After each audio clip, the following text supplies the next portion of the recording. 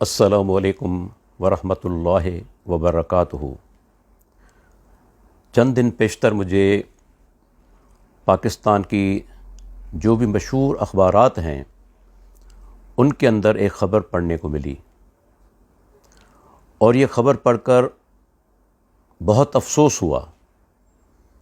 وجہ یہ ہے کہ جس جج صاحب نے ایک آدمی کو سزا دی، جس بنیاد پر، وہ بنیاد قرآن و حدیث سے ثابت نہیں۔ لاہور کے اندر ایک آدمی نے دوسری شادی کی اور اپنی پہلی بیوی سے شادی کی اجازت طلب نہیں کی۔ جوڈیشل مجسٹریٹ نے اس شخص کو 11 ماہ قید کی سزا دی اور 2.5 لاکھ کا جرمانہ کیا۔ ہمارے ہاں پاکستان کے اندر یہ سزا بڑے بڑے جو مجرم ہیں ان کو بھی نہیں ملتی، لیکن ایک ایسے آدمی کو یہ سزا دی گئی جس نے کوئی غیر شرعی کام نہیں کیا تھا۔ کیا میں اس جج صاحب سے یہ پوچھ سکتا ہوں، مجھے قرآن کریم کی ایک آیت دکھا دیں جس کے اندر اللہ تعالیٰ نے یہ شرط بیان کی ہو کہ دوسری شادی کے لیے شوہر اپنی پہلی بیوی سے اجازت لے؟ کیا اللہ کے پیارے پیغمبر کی ایک حدیث موجود ہے صحیح سند کے ساتھ کہ شوہر دوسری شادی کے لیے اپنی پہلی بیوی سے اجازت لے؟ اللہ اکبر۔ صحابہ کرام رضی اللہ عنہم، انہوں نے کئی شادیاں کی، انہوں نے بہت سارے نکاح کیے، ایک وقت پر 4 شادیاں، لیکن کیا کوئی ثبوت ہے کہ کسی صحابی نے دوسری شادی کے لیے پہلی بیوی سے اجازت طلب کی ہو؟ اللہ کے پیارے پیغمبر محمد الرسول اللہ صلی اللہ علیہ وسلم نے 1 سے زیادہ نکاح کیے۔ کیا آپ نے دوسری شادی کے لیے اپنی پہلی زوجہ محترمہ سے اجازت طلب کی؟ جو چیز قرآن و حدیث کے اندر بیان نہیں ہوئی اور اس بنیاد پر کسی آدمی کو یہ سزا دینا کہ اس نے پہلی بیوی سے اجازت طلب نہیں کی، مجھے بتائیں کہاں کا انصاف ہے؟ جو چیز قرآن و حدیث کے اندر موجود ہی نہیں، آپ اس بنیاد پر ایک آدمی کو سزا دے رہے ہیں جو کہ شرعی طور پر بے گناہ ہے، اور اتنی بڑی سزا! اللہ اکبر۔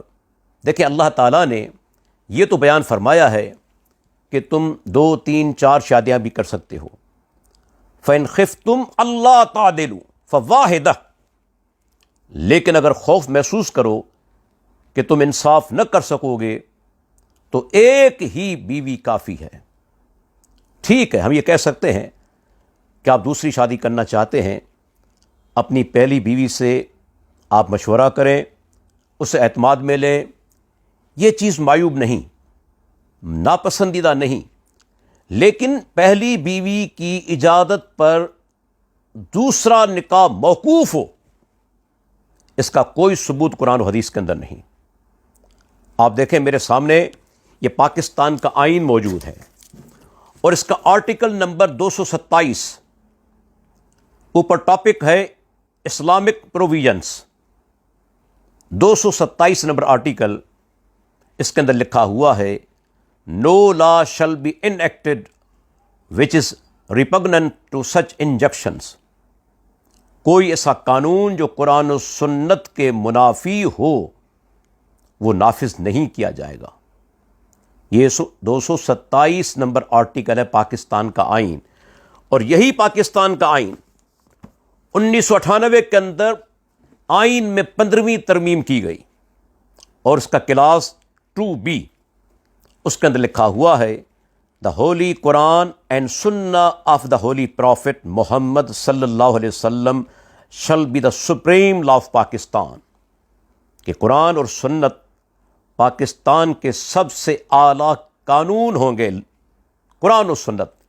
لیکن آج انتہائی افسوس کے ساتھ کہنا پڑتا ہے کہ اسی ملک کے اندر وہ کام کیے جا رہے ہیں جو سراسر قرآن و حدیث کے منافی ہیں۔ جب یہ ملک بنا تھا تو نعرہ لگا تھا پاکستان کا مطلب کیا؟ لا الہ الا اللہ۔ آج اسی پاکستان کے اندر ایسے قوانین ان پر عمل کیا جا رہا ہے جو کہ قرآن کے بھی منافی ہیں، سنت کے منافی ہیں، حتیٰ کہ پاکستان کے آئین کے منافی ہیں۔ یہ جج صاحبان سمجھتے ہیں کہ اگر دوسری بیوی اجازت دے گی اور پہلی بیوی اجازت دے گی تو نکاح صحیح ہو جائے گا۔ لیکن میں ان سے پوچھنا چاہتا ہوں، اگر کوئی آدمی دوسری شادی پر بضد ہو کہ مجھے ہر صورت میں دوسری شادی کرنی ہے اور پہلی بیوی اجازت نہ دے، تو یہ بھی ممکن ہے نا کہ وہ آدمی پہلی بیوی کو طلاق دے دے۔ مجھے بتائیں، آپ نے تو اس کا گھر ہی تباہ کر دیا۔ اگر وہ دوسری شادی ہر صورت میں کرنا چاہ رہا ہے اور پہلی بیوی اجازت نہیں دیتی تو ہو سکتا ہے کہ پہلی بیوی کو طلاق دے دے۔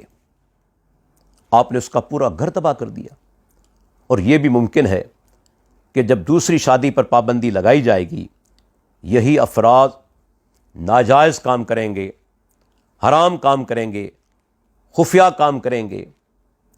ہماری قوم اس چیز کو برداشت کرنے کے لیے تیار ہے کہ حرام کام تو ہوں لیکن قرآن و سنت کے مطابق عمل نہ ہو۔